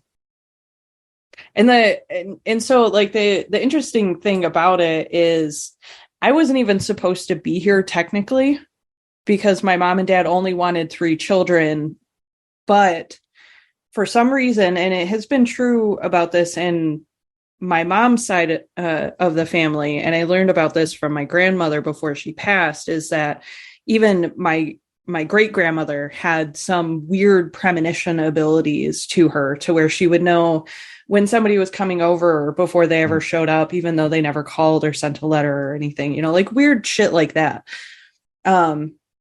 But my mom and dad only wanted 3 kids, and their second conception was twins. But during the birth, there were complications, and Nicholas came out with the umbilical cord wrapped around his head, and he died a year and a half later. Wow. And then 3 years later, I came to be, and I was the first girl for my mom in that family line. And then here I am dumped into this spiritual business, I guess. And they're just like, hey, yeah, no, you're gonna do this for us. Okay. Have fun. Yeah. It's definitely relatable. Yeah. I think this was asked earlier. And I guess another reason why I ultimately decided to write this book is, I mean, Wiser Publishing, they pretty much hit me up every year asking me if I'm going to write a book. For this particular time, it was actually during the pandemic. When they asked again, I looked over at my bookshelf and I realized that every single resource that I had was extremely like hyper focused on one tradition. Either that or they were just very academic with a lot of, those complicated academia terminology that would go over anyone's heads. It goes over my head, to be honest. Or materials are just, very expensive. So they're just not accessible. And so like what I want to do with this book is it's funny. A lot of people say it's in depth. I actually don't think it's that in depth, but I do think it's comprehensive and that it covers a lot of different practices and traditions. All of them are related and all of them are similar, but it celebrates the similarities and while also highlighting the differences, so that if people were to get very interested, they want to pursue a particular one, this book can serve as the jumping off point for them. But even for people who are more casual about, or who are not interested in going that deep but are curious about it, this book can still kind of satisfy that base level curiosity without going too deep into the academia or culture specific things that will go over people's heads. Yeah, when I say your book is in depth, what I mean to say is recognizing it is looking at a broad swath. For what it does dig into, though, considering other shamanic books, big fucking air quotes there, and other explorations. I mean, because like you said, like it's either inaccessible academia on the one hand or new age fluff on the other sometimes. Like it's really hard separating the ice cream from the bullshit on a lot of these. And I really appreciate that you're going deep enough that people can get a taste of the different culture groups and their history. That for me was like tying the history into the shamanic practitioners and the shamanic people themselves was really important, because a lot of the audiobooks that I've listened to, like the Great Courses series on the Mongolian Empire, doesn't do that very well. What they do is they'll give you dates, figures, they'll talk about Genghis Khan and they'll talk about what he did and how he did it. And they'll talk about some of the legends around him, but you're digging into the historical perspective and giving it context that even academics leave out, because it's either it's beyond their ken, like if they're being real about it, or it's something where it's in the culture, and unless you're in that milieu and you're talking with these people, actually talking with the people, you're not sure how they relate to it anymore. Yeah, they never talk about the fact that Genghis Khan always had two shamans by his side at all times, and he would even practice with them, or the fact that he, with his army of 100,000 soldiers going against an enemy empire with 1 million soldiers there, his weather shamans, his war shamans would essentially cast down storms and all sorts of things on the enemy army, and that's how they won 100,000 to 1 million. And this is a commonly known story in Mongolia, but no one else in the world knows. I loved it. I loved it because I was gonna say that's pretty fucking boss, right? As somebody who's literally named Storm and does storm magic, that's fucking bomb, and I aspire to be that badass. Maybe the closest thing I came to that was in that one film about Genghis Khan. I don't remember what it was, but I think it was marketed to the West. The closest thing it depicted was that his army would ride into battle. A storm came, and then the enemy soldiers all ran for their lives, and that's how they won. And because he made a particular prayer at a mountain beforehand to ask for that assistance. Gotcha. Yeah, that's pretty badass. Yeah, it's pretty awesome.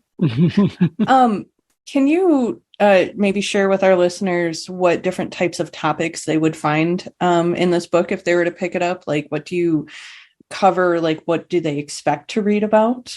Yeah, sure. So, I mean, I try to begin the book just by outlining, kind of part of this conversation, what shamanism actually is, and just some basic concepts about, kind of the things that most people in the West would probably ask about if the topic of shamanism came up. So, I mean, what is shamanism? How do people become shamans? What types, what do shamans do? How do they get identified, how they know if they're a shaman, as well as a little bit. I do provide a little bit of background on the concept of first shamans because, as I kind of reference, shamans are chosen by ancestral spirits. Oftentimes, they were shamans when they were living. So, how did the first shamans come about? And I do provide sort of an anthropological sort of exploration as well as a mythological one. And so after that, I then go into just the cosmology within North Asia, just so people have a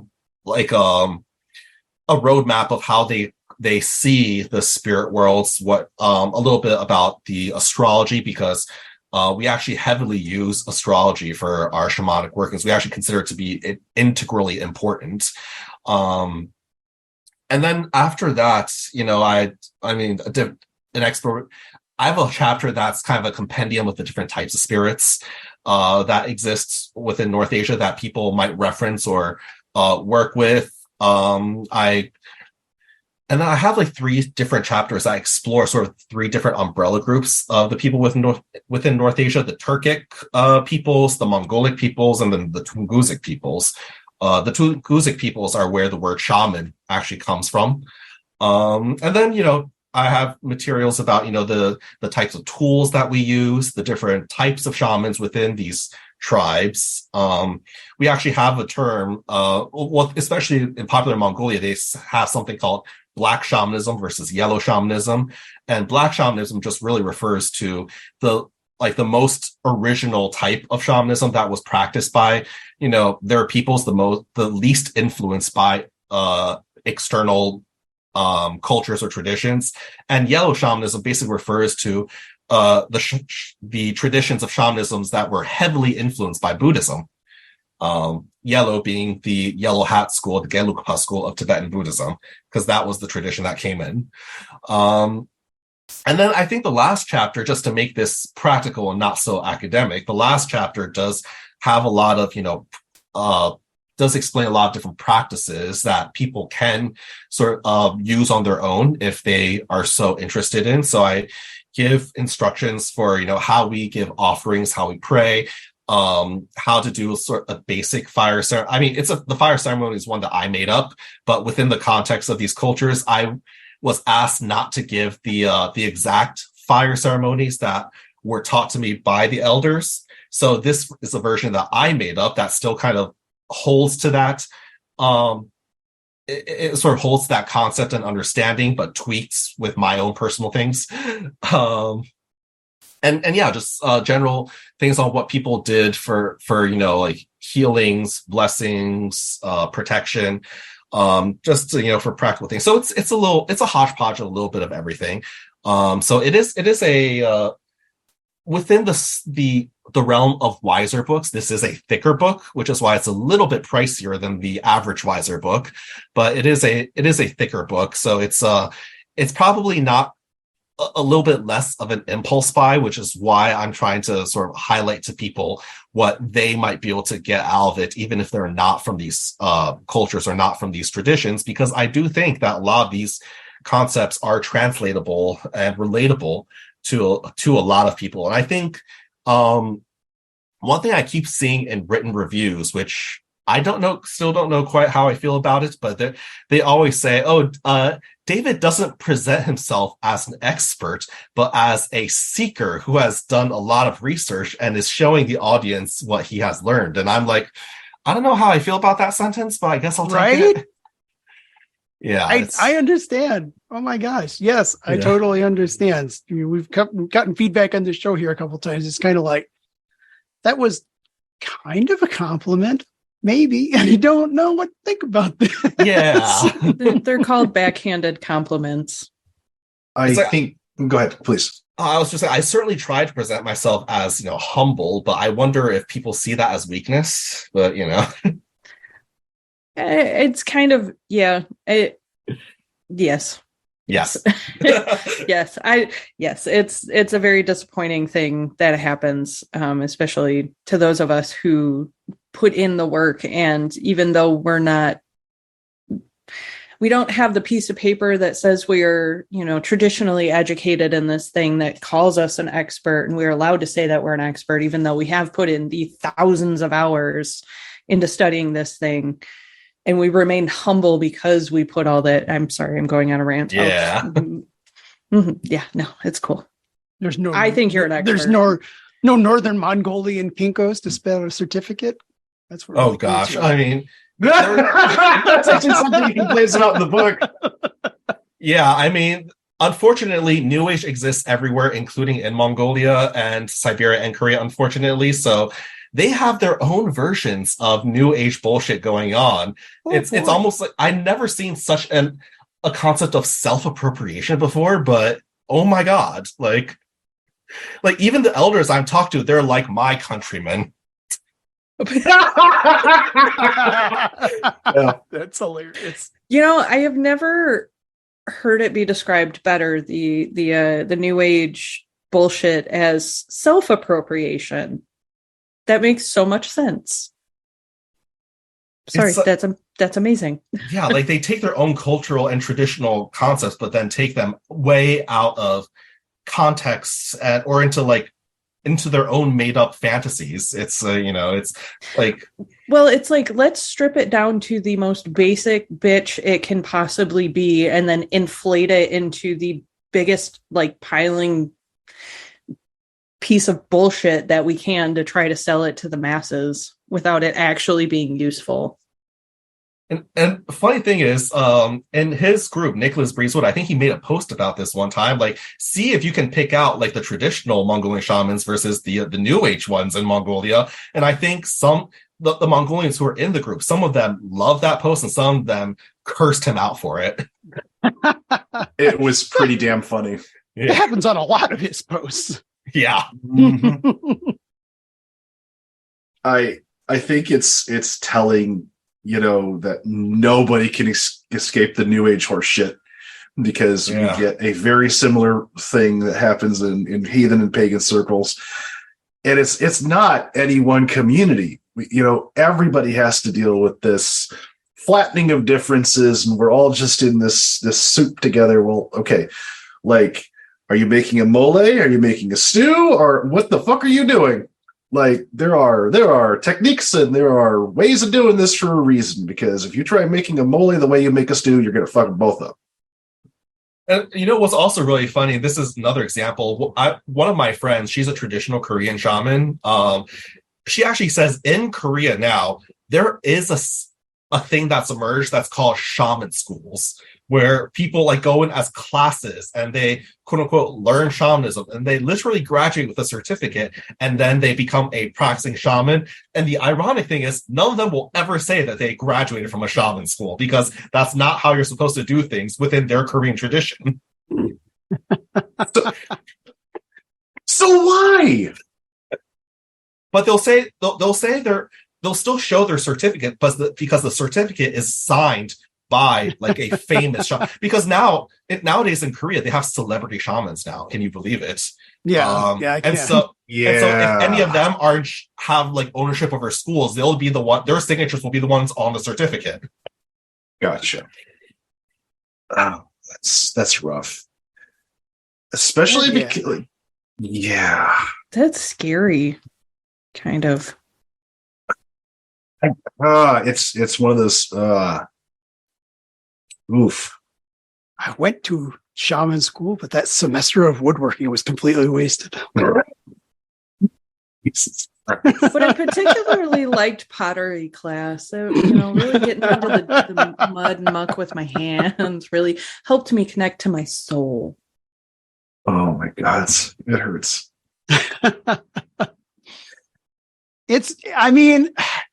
There's a certain amount of comfort in knowing that shenanigans are happening everywhere. It's not just here. Be singled out as being, oh God, my community is awful. No, they're all awful. Don't worry. Oh, this is a great comment that Emily left us. If enrollment in shaman school activated shaman sickness, fewer enrollees would be had. Could you imagine just a whole shitload of people simultaneously getting sick? The irony is you can never call into shaman school sick. I'm sick. No. Yeah, you and the rest of the class, dumbass. Yep, that's one of the side effects of your initiation. You still need to show up for work. I am way too healthy to come to shaman school today. If you get through this, you pass the class. If this doesn't kill you, congratulations, you graduated. I mean, seriously, I'm just waiting for the waves of people that are going to find themselves like on a very, very tall hillock with, a metal rod in the middle of a thunderstorm because somebody's going to say somewhere that you can't be a real shaman unless you've been struck by lightning. And it's like, oh, they're initiating to Thor. Understood. Motherfucker, are you serious? Please stop running into the fire. You know some jackass would do it too. I'm sure they already have. Just carve it with, just put a couple of runes on it and just, stick it in their hand and say that right there, go. I mean, go. Yep. And so, David, did you get a chance? You got a chance to travel to Northern Asia then? And Yeah. So, I mean, that must have been amazing. Oh yeah. It's I mean, my family being from the Manchuria area, I've gone there many, many times. Mongolia, I've been able to go to visit twice. Both in my first trip, I didn't quite realize what the Mongolian New Age was. So I met both. Now I know I met with both traditional and Mongolian New Age shamans. The second trip was actually led by a very staunch traditionalist who basically took us to the valley where her people are from. And oh my goodness, that area, when we drove into that valley, like I immediately like my vision, my senses got so fuzzy. I literally felt like I had like weird mood swings, things. It was very hard to concentrate. I remember in some of the first few ceremonies I've been to with really traditional practices, I nearly fainted just even from just being there. I mean, the entire area is just, it's beautiful. It's very untouched. So there's the one kind of saying within Asia is how you can tell if a place doesn't have pollution. It's not the skies or the air, it's the water. If the water is clear, you see it all the way through, that area is untouched. And some of those areas were super beautiful. But yeah, it's there's so many shamanic lineages in that valley area to the extent that when a shaman passes away, they get, I mean, there's the whole funeral process, but they have a secondary funeral, which their spiritual items and, their soul are interred in something that's called a spirit house. That's kind of like a shrine, where then the shamans who actually have that ancestral spirit will then go and make a pilgrimage to do offerings and do ceremonies there. There are so many of these spirit houses just in those mountains and forests. It was a literal haunted forest or haunted mountains, to the extent that wow, that even at some points, the first time we were driving there, one of my traveling companions, who's also a spiritual worker, he was like, "I'm called to give offerings here. Can we give offerings here?" And then the person who was taking us, she was like, "Oh hell no!" Drives faster because you're like, you don't know who that spirit is. They're calling you to do. They're calling you to give them offerings. You don't know what they want to do with you.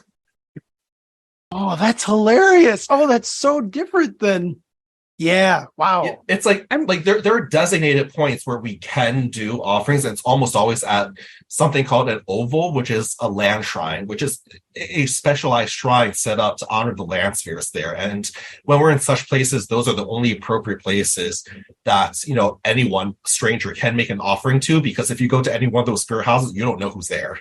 So only at those designated points. And she was like, and our guy was like, "You already gave offerings at that land shrine that we stopped by. We're not stopping again." Wow.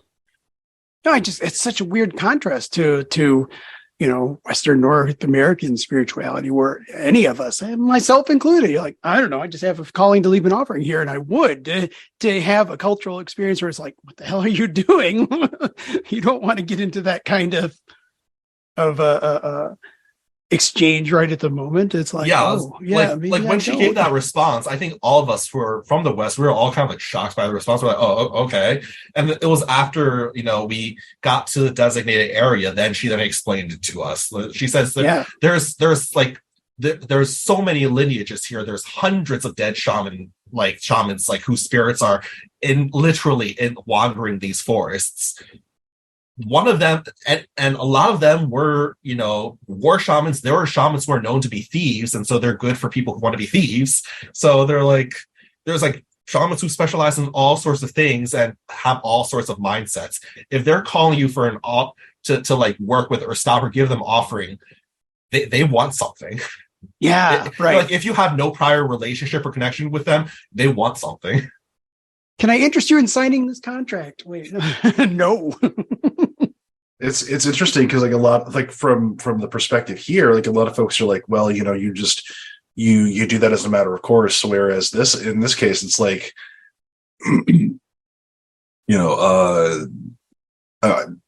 it's almost an invitation to something more if you go that route, because if you're accepting the relationship, you're accepting the obligation.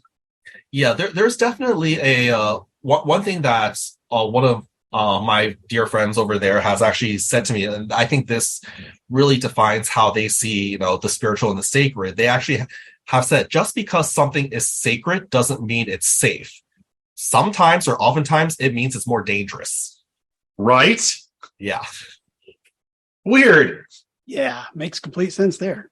And you really don't want to be putting yourself into a position where you cannot fulfill the requests or obligations that may come with that spirit. Right. Since you guys live here, if you had left offerings there, they'd be like, hey, you have to do this thing for us. And you're like, I'm halfway across the fucking world. Are you kidding me?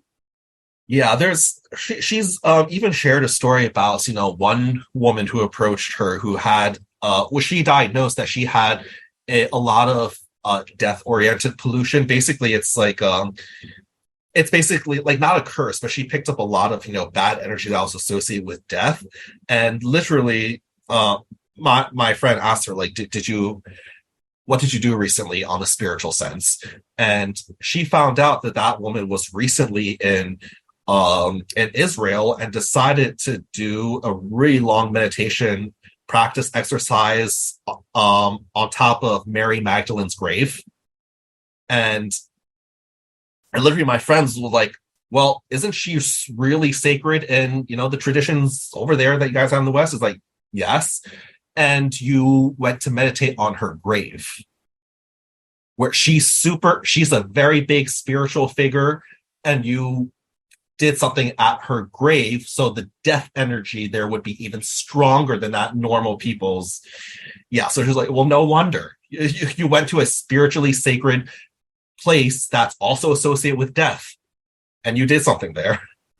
I mean, if you're going to stick your hand in fire, you should know it's going to burn. Yeah. And were they of that tradition too, or were they just visiting and was like? No, I mean, that particular client, I think, was a Westerner. So, yeah. Yeah, that makes sense. I mean, that's better.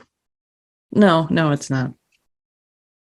It is just interesting. And this is one of those situations where, I mean, it's really a beautiful illustration of the earlier part of the conversation, where hearing about these traditional practices should, at least it is in me, makes all of us kind of go, oh, well, maybe I need to take another look at this aspect of my practice, or this thing that I do automatically, or maybe I shouldn't be doing it automatically, or maybe, like this is really where appreciation is felt, at least on my part, because it's like, oh, hearing more about the cultures that this word comes from and some of the details of these practices, it's like, yeah, very practically, how does that improve or fit into my spiritual life now? So I think this is really awesome. I'm glad to hear some of these concepts, because it's really going to make me think a little bit more about what I do instead of doing it by rote.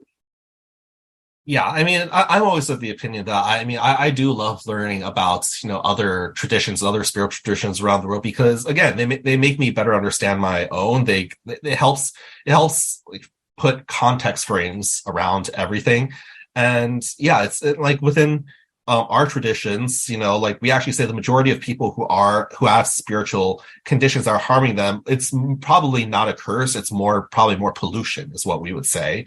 And there's many different types of pollutions. I don't go that in depth because, I was asked not to, but there's ones associated with death. There's ones associated with addiction, with gossip, or just, some of these things that can create spiritual pollution it's almost like one thing I use a metaphor in the book to describe it as almost like if you just don't go about your life not showering, your body just naturally picks up things, and like physically, you need to cleanse yourself. It's the same thing on a spiritual level, because you go through life, you're going to pick up some, dirty things. And and maybe at some point you decided or went somewhere that was more dirty than everywhere else. Yeah, right. Yeah. No, that makes a lot of sense. And I think I'm guessing from what you're saying, not having read the books myself, that cleanliness is something that I've seen, is something that's of great importance through all the traditions I've been involved in. That basic energetic spiritual hygiene. That's a big thing that a lot of people need to learn, and you might not appreciate how important it is to the larger process. Exactly. That's why the part where I talk about in my book, I literally say I do believe this concept of cleanliness and spiritual hygiene exists in every tradition, but it would be irresponsible of me to not mention it because of how important it is. I mean, especially like one of the things I appreciate that you include in that is because you really don't know, spiritually speaking, where these people's baselines are. And that makes a lot of sense for why you'd include all this, especially for people who are like kind of like poking their heads up going, hey, this might be something I need to look into. It makes total sense, especially because like you mentioned both in the book and in the course of this conversation, a lot of us don't have any real frame on this stuff. It gets like you mentioned, like when you grow up as a kid in these cultures, you're taught this shit. It's a matter of course. Yeah. I think one of the things that you mentioned, the thing about the course conversation in the book is kind of having to break stuff down, have stuff broken down for you so that you could practice in a way that was not only authentic to where you were and who you were, but in ways that would work for where you were at. And that for me is a fascinating thing, because people will think, oh well, you've gotten some training, you've gotten the initiations, now it's all cruise control from here on. And it's like, nah, this is where the shit gets interesting, because you're in North America, you're not in Mongolia, in Manchuria specifically. So now you've got to translate the stuff from the home culture into where you're at. Yeah, what I've been finding with a lot of people in the West is even amongst Asian Americans, is some people go completely and fully only into ancestral heritage, or they completely ignore that and go fully and only into Western spiritual concepts. And really, I think it's the way that we stay balanced with ourselves is really being able to find a marriage of those, because at this, like even for myself, I'm American. I was born and raised in America. I can go back to the area where my ancestors are from. That's not going to change the fact that I'm an American, that I'm going to stick out just by the way that I walk. So there is something about, where I was born, where I lived, and what was around me that automatically connects me to the West, that I need to be able to embrace while still embracing what, my, ancestral spirits are, they're floating around and, what they're essentially pushing down. So it's really being able to embrace both. And I think that's for everyone, whether or not they're, immigrants, descendant of immigrants, or they've been in the country for so long that their ancestral connections are a little bit more broken. I think for all of us, it is just, it's part of who we are, of being able to, marry and reconcile both together. That's the identity that we have. And that's spiritually going to be what's going to work best for us. Well said. Yeah. Yeah, I would say that was beautifully said. Let people know where they can find your book, your preferred places over other places where they can find it and stuff like that. Plug your pluggables if you have a blog or a Facebook page that they can visit, or whatever you would like to share with people as in your pluggables. Yeah, sure. So I'm probably most available these days on Instagram. So my Instagram handle mentioned at the beginning, it's David J. Shi 311 or DAVIDJSHI 311. I am on Facebook. I am a little bit less active. I mean, I still go on there and I still post things from time to time, but not nearly as often as on Instagram, because that's where I actually post, spiritual content. Whereas, Facebook is kind of a hodgepodge of everything. You might find something on finance on there that you were not expecting that come from me. And yeah, so I mean, Instagram, Facebook is prime where I am right now. I don't really have much of any other online presence. I'm thinking about creating a website or something along the lines thereof. But yeah, if people are interested in my book, they can definitely find, I got Instagram followers already. If people are interested, awesome. If people are interested in my book, they can find it on Amazon if they so choose. They can find it from the Wiser website. It would be really great if people can talk to their local bookstores and ask for it there so they can order it, because what I'm finding, my book's been out for a month, and what I'm finding is people are buying it online, but the actual bookstores, I'm not seeing it on their shelves, and it's making me a little sad. So if people can ask for it at their bookstores and they can put it on the shelves, that would actually be awesome. As a future writer, that's my dream, is to see my freaking book on the shelf like that. I want to see it there. So exactly, yes, please right. do that. I mean, like, for sales, it makes no difference where they buy it, but just seeing it on a shelf somewhere, there's really something psychological about that. Yeah. Well, and I also want to be like that sneaky author that like grabs a copy off of the shelf and then like somewhere in the middle of the book writes a note to the reader and is like, "Oh my God, thank you so much for picking up my fucking book. I'm so excited about this." Yeah. I mean, fortunately, I don't think I can get away with that at Barnes and Nobles, but if at any small independent bookshop, that's probably they'll probably be very happy with that. Yeah, probably. Yeah. I mean, I would check with the owner first and be like, "Hey, that's is it true. cool if I write in my own book first?" I am this person. Nope, I lost it. Damn it. No. We'll play the Jeopardy music. Does it help? No, Well, it makes it worse. I had a kind of a question percolating earlier.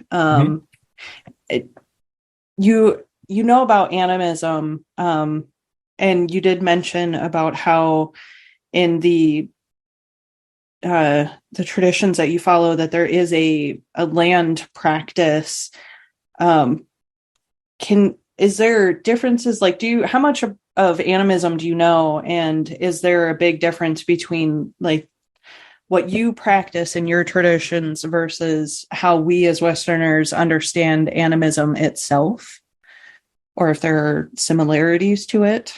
One thing that I was actually surprised, I would assume when I talked about land spirits, a lot of people, that would kind of be self-explanatory to a lot of people. But what I'm finding, especially people who are more in the neo-pagan witchcraft world, is when I talk about land spirits, they automatically assume that I'm talking about like elementals, which is not quite the same. Because when I'm talking about land spirits, I'm talking about literal spirits that live within the lands, that live in particular mountains, in particular rivers, lakes, oceans. And elementals are there's an overlap, but also not really, because those are also we almost see that as something that's more ethereal as opposed to like physical. So when we talk about, land spirits and practicing with land spirits, it's literally giving offerings to the land or to the spirits that live in the land. And I guess one thing I'll talk about in terms of when I do give offerings or acknowledge the land spirits, because I think there's something about the fact that they are in a way very physical oriented. there's almost something about them that's very material and materialist and almost and vain. So anytime I do address the land spirits, I kind of overload the compliments about, oh, how beautiful this land is, the rugged mountains, the shimmering waters, the deeply set caves, like really layer on the compliments, because I think that's something that land spirits just really like to hear. Compliments in a way are kind of an offering in themselves, but always give physical offerings too, because they are they have that physical component. What I have found is that, actually some of my shaman friends in North Asia have found with North American land spirits, is because a lot of land spirits in North America are not used to being given offerings anymore. A lot of them, there is a chance that they might not recognize like certain things as offerings, like certain food offerings. They might not recognize it because to them, it'll just be like any other person throwing away trash. So within Asia, the land spirits are worked so heavily that they recognize offerings, but in places like North America, they might not. So what has commonly been said is one thing that spirits of the land universally anywhere, what they really love is treasure, because treasure is something that it's shiny, it's beautiful, it's innately, like some of the most gorgeous things that the land produces that you can then, like even further highlight or emphasize their beauty and then give it back to them. So things like, crystals or little gold or silver bits, like precious metals, like even jewelry, if it's, within the appropriate price range, but like these things are universally liked by land spirits. So they will always be, if they're presented as offerings, they are recognized as offerings. And so that's kind of how that's kind of a generic sense of how I would engage with land spirit. Oh, and then when giving land spirits, unless you're giving to a particular like body, like a particular mountain, a particular lake, what I found is it's always good to give it in the 4 cardinal directions, because in my personal experience, in the times where I've only offered it in one direction, the land spirits of the other directions saw that as offensive because they saw me as ignoring them. And so they have, it's almost like if you don't do the offerings properly, that you get punished for it. And that's kind of what happened with me. So I learned to like if I'm giving offerings to generally the land spirits around me, you have to give it in all the directions, or the 4 cardinal directions. If it's to just if you're giving offerings to just one particular, like a mountain or whatever, then, toward that mountain or toward that body of water. And another thing, I know I'm coming with a lot of taboo-ish stuff, but if it's a water-oriented land spirits, you never pour anything directly into that water. What we have said is you always want to pour it some distance away, because you want to give it as a gift while not, contaminating the actual water itself. Because, water-based land spirits they get offended very easily, as opposed to like the mountainish spirits. So yeah, I guess that's kind of how I would approach just working with land spirits. Depending on which tradition, they'll have a lot more specific rules that are just very region specific. So one thing I would also encourage is people explore sort of the mythology and folklore of the land they live on, and even in those stories, how those particular spirits in that area have tended to react, because that will also give a lot of it'll give a lot of clues on how you want to approach those spirits and how you want to give offerings, or even whether certain offerings are appropriate. Some land spirits love alcohol, other land spirits hate it, depending on the area. So that's kind of one thing to be very conscious about. One question real quick in the chat, Emily asked, do you include above and below in addition to the 4 cardinal directions? I don't. I haven't. That's an interesting thing to explore, actually, because the way that we see land spirits is we don't see them as just being like just on the surface of the earth. We actually envision land spirits as going deep like deep into the earth as well as up into the air, up to like the lower atmosphere. And that's kind of all of that is the realm of land spirits. So actually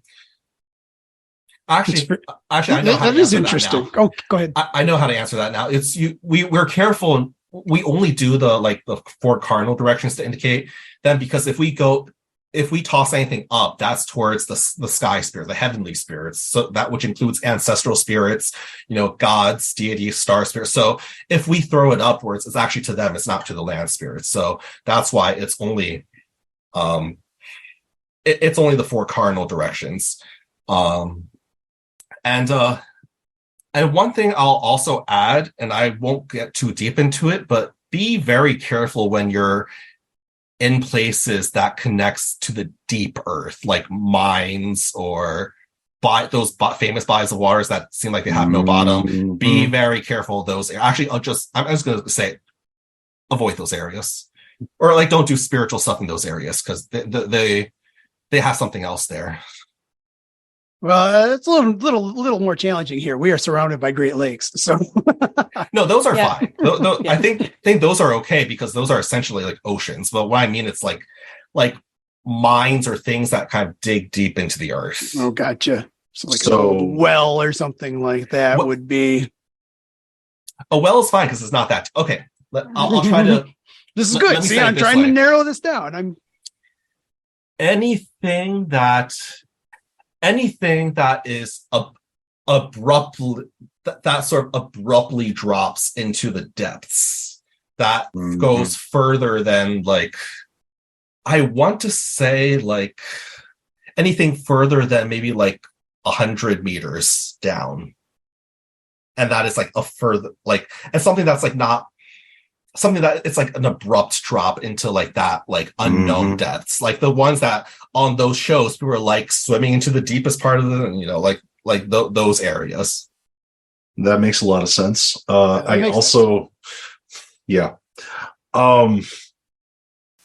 There is a depth of difference, and there's different spirits in a mine versus land spirits. I get you. There's another type of spirits. There's another type of spirit there. Yeah. Yep. That you want to avoid. Oh, you shall not pass. Well, we've explored a few different cave systems and mine systems, both in the Upper Peninsula and then also down in the Appalachian, and the stark differences between those two areas, between a man-made cave system and a naturally occurring cave system in Tennessee, is astonishing. Like, they're both very stifled and you feel kind of closed off, and like the world is gonna collapse in on you. But there was a level of fear in the one in Tennessee, because it was a naturally occurring one. And the story from that one was, there are these kids that would work on a farm back in like the 1800s that found this hole in the ground, and on the really, really hot days would go sit by the hole to eat their lunch because cold air would come out of there. And then one day, one of them fell down into the hole. And that's how they found the cave system. And the way they found the edge was by creeping along on their stomachs, reaching their fingers out to find the edge. And several people, including animals, died in the discovery of that hole, because they'd just be walking along and then fall 50 feet, 100 feet sometimes, depending on where they fell. But yes, no, I would absolutely agree. There's something old and scary. Just don't fuck with them. Yep. I actually wanted to touch on how you make offerings to lake spirits, because that is very interesting to me as somebody who grew up on a lake, and has a very deep relationship with, that didn't mean to be a pun, but is now, with the lake I grew up on, as well as Lady Superior. I pour the offerings directly into her, or into them, I guess, separately. But I've made it offerings that would naturally fall into their waters, whether it's water or leaves that I have found that are a specific color, or flowers, or anything that I gathered ritualistically on walks, I will take and offer to her. But it's always something natural that would occur in her waters. Yeah, I mean, in that case, it's fine. I'm thinking more of like, alcohol or food-based products, or anything food, that alcohol, might milk, contaminate. Yep. Yes. And the more I got to offering things to nature in general, the more I've kind of shied away from milk and different foods, or especially processed foods. I often don't leave those out in nature because they're harmful to us. Obviously, it's going to be harmful to the squirrel if it picks it up, or, the spirit itself that consumes them. We don't want to give them those kinds of things.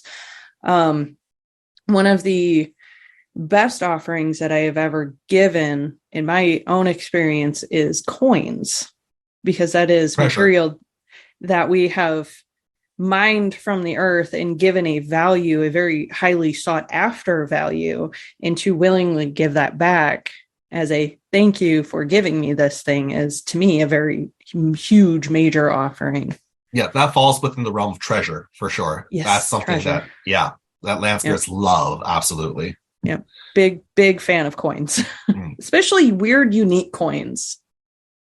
Yeah. They also, being physical-ish beings, they can be hoarders. Like, they'll love, like, it's almost like, if any of you seen like The Little Mermaid, and she has that like collection of all these just random like knick-knack shiny things, that's basically what it is. That was me as a child. Literally, Ariel was my girl, and I'm so excited for the live action. I have not seen it, but it's really good, actually. I want it so bad. I'm so excited. But it's interesting that her cave of trinkets. I have that. It's interesting that you mentioned the trinkets thing, because one of the land spirits near us had us pick up a Hello Kitty watch that was in the forest and put it on the shrine for them. And it's just, to me, it kind of brings to mind like what we think of as treasure, whether it's copper coins, or whether it's a little bit of gold leaf, or whether it's some random ass fucking watch you found in the forest. What the spirits think is really cool may not be like what we think is really cool. And that's just like, sorry, when your exchange just now is just like bringing that to mind, because like for some reason they really wanted the damn Hello Kitty watch because it was in their forest. I was like, okay, sure. It very well could just be a Hello Kitty watch, but you're also like, think of what it represents. Right. No, Give them time. Yeah. And I don't even think I was the one that found it. I think it was my partner that found that. Yeah. It is really cute. I don't even think I was the one that found it, but it was just like when they put it on the shrine, it was like, oh, something about it clicked. And this is like kind of getting to the point of like, you're developing your own relationship with land spirits, right? Sometimes they're going to have you do some weird off the wall shit. And maybe an elder hasn't said anything about it because they don't have that relationship. Or maybe, nobody's mentioned it because they didn't have Hello Kitty watches back 300 years ago. Yeah, it's definitely, if something it's not commonly found on their land, they'll be like, ooh, what is that? It's like they just like collecting things from distant lands. It's also the reason why, like, even in parts of Siberia, they use the old traditional Chinese coins as offerings, because that's not something that exists there. It's something that is seen as very cool. It has that intrinsic value as well. That makes total sense, because especially when translated this to my own religion, when you're seeing these hoards that they find, and they've got like, there's 10,000 pieces of silver, or there's, why the hell would you put half of a cup in here? Well, because it's made of silver, dude. That's how they divvied up silver. Yeah. It makes sense when you're taking it out of the more human context into like, right, the novel context of, this is really cool stuff. I want to have stuff. I want to have like these things around me. Yeah.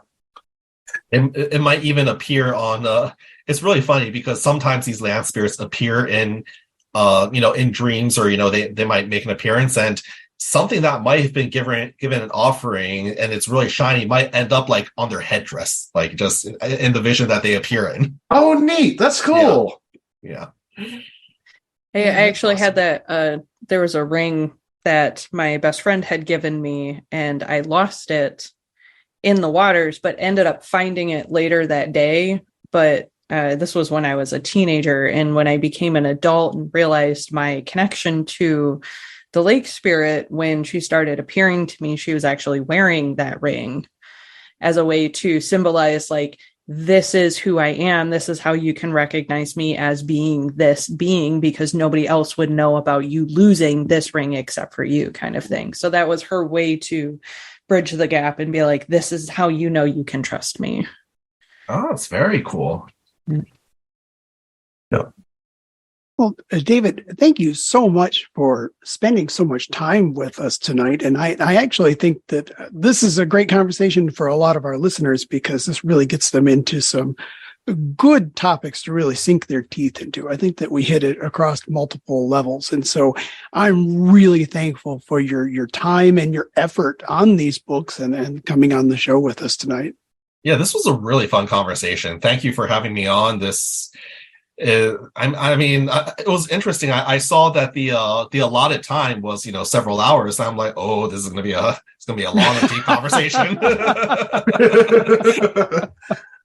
Yeah, I really appreciate you taking time out of your evening and meeting with us. I would love to have you back on. This was great. Of course, I'm happy to come back on at some later date. And this has been really fun, really enjoyable. It's actually, funny thing is, outside of this type of appearance, it's hard to get into like this deep of a conversation. I think those of us who are into like this type of spiritual work, we're so scattered, even in places like New York where I'm at, you'd be surprised by how, like, what percentage of the practitioners here only get into things on a superficial level. Mm-hmm. Oh yeah. Mm-hmm. Yeah. It's hard, because a lot of these things are a big commitment. So a lot of times people don't have time or effort to get into it deeper, but a lot of times the opportunity is not there either. So that's why, I really like our format of being able to just go where the conversation takes us, and we get some really interesting places. So yeah. And also those who are chosen as shamans have no choice but to get deeper into it. Well, that's true. Yeah, like Emily said, our ancestors throwing bricks at their heads till they move along. Yeah. Pretty much, yeah. Yeah, exactly. I really appreciate you coming on and sharing so much of yourself and so much of your book with us, and just really being willing and able to do some deep dives on some somewhat controversial subjects. And I really appreciate the breadth of conversation we've been able to have here. Yeah, I appreciate it too. Thank you very much. What I'm really, really grateful for is a better and new understanding, I guess, new/old understanding of the term shaman. Mm-hmm. Because that has grated at me for years, and I refuse to use it. And even now I won't use it, but now I have a deeper appreciation for it and where it comes from. And for that, I'm very grateful. Thank you. I'm always happy to spread that message. And with that, thank you to all of our listeners. As always, thank you for sharing the show. Thank you for donating to our Patreon. Thank you for joining us on our Discord. We couldn't do it without all of you. And remember, one more thing to add to your list is go to your local store and ask that they stock copies of David's books. So thank you, everybody, for listening. And until next time, when we talk to you around the fire.